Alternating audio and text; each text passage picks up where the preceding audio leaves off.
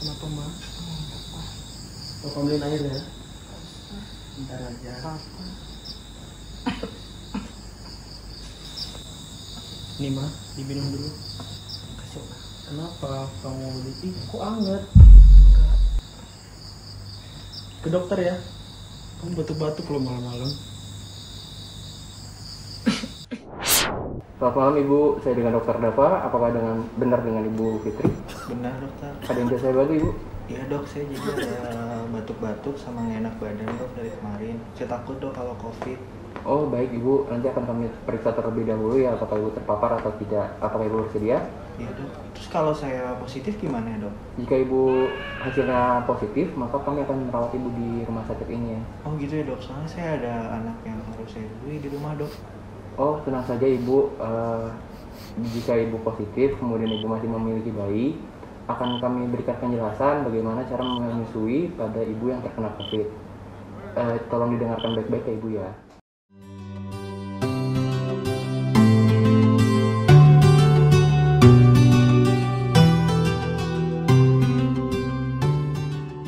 Nah, berikut merupakan manfaat dari ASI.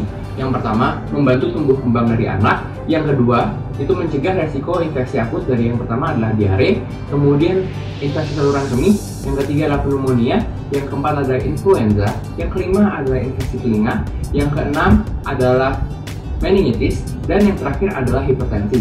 Nah, ASI juga dapat mencegah prevalensi terjadinya obesitas dan diabetes mellitus pada masa mendatang. Cara pemberian ASI selama pandemi COVID-19. Ibu tanpa gejala, yaitu tidak batuk dan tidak sesak nafas, dan bebas demam selama 72 jam tanpa menggunakan obat-obatan, serta hasil swab dan PCR-nya negatif, dapat memberikan ASI secara langsung dengan protokol kesehatan dan 3M. 3M yang pertama itu memakai masker sekali pakai, yang kedua mencuci tangan menggunakan sabun, dan yang ketiga membersihkan permukaan alat pemberian ASI. Bagi ibu menyusui dengan gejala ringan seperti batuk atau sesak napas dan hasil swab PCR-nya negatif, dianjurkan untuk memberikan ASI perah.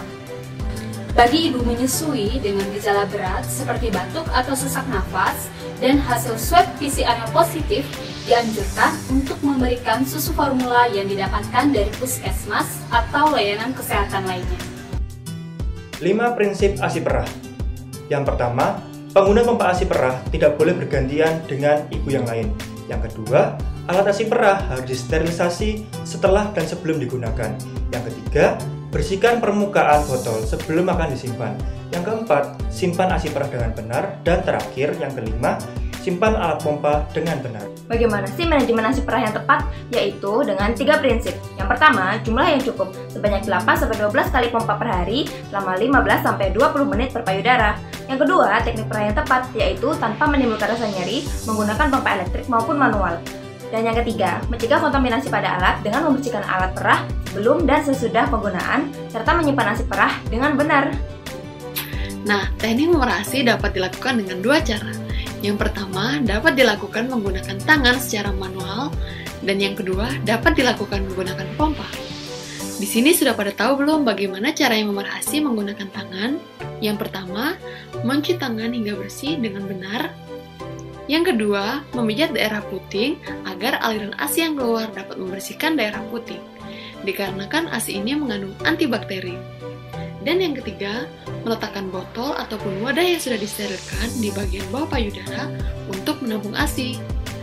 Yang keempat, memijat daerah puting dengan memposisikan jari tangan membentuk huruf C dan lakukan prosedur ini secara rutin ya pada kedua payudara. Setelah ASI diperah, ASI dapat disimpan dalam kondisi tertentu. Yang pertama, pada suhu ruangan dan dapat disimpan sekitar 8 hingga 10 jam. Yang kedua, menggunakan kulkas dan dapat disimpan sekitar 2 hingga 8 hari. Yang ketiga, menggunakan freezer berpintu 1 dan dapat disimpan sekitar 2 minggu. Yang keempat, menggunakan freezer berpintu 2 dan dapat disimpan sekitar 3 hingga 4 bulan. Yang terakhir, menggunakan freezer khusus dengan suhu sekitar min 19 derajat Celcius dan dapat disimpan sekitar 6 bulan atau lebih. Jadi ada 3 prinsip pemberian ASI perah. Yang pertama yaitu adalah rendam ASI ke dalam wadah air hangat. Lalu yang kedua adalah jangan merebus ASI. Lalu yang ketiga adalah jangan menyimpan kembali ASI yang telah dihangatkan. Pemberian ASI perah itu harus memenuhi kecukupan ASI perah, yaitu satu adalah target asupan per 24 jam itu adalah 180-200 ml per kg berat badan. Lalu yang kedua adalah jumlah proporsinya yaitu 20 ml per kg berat badan. Dan yang ketiga adalah frekuensi minumnya yaitu 8-12 kali per harinya, dimana diberi jarak 2-3 jam.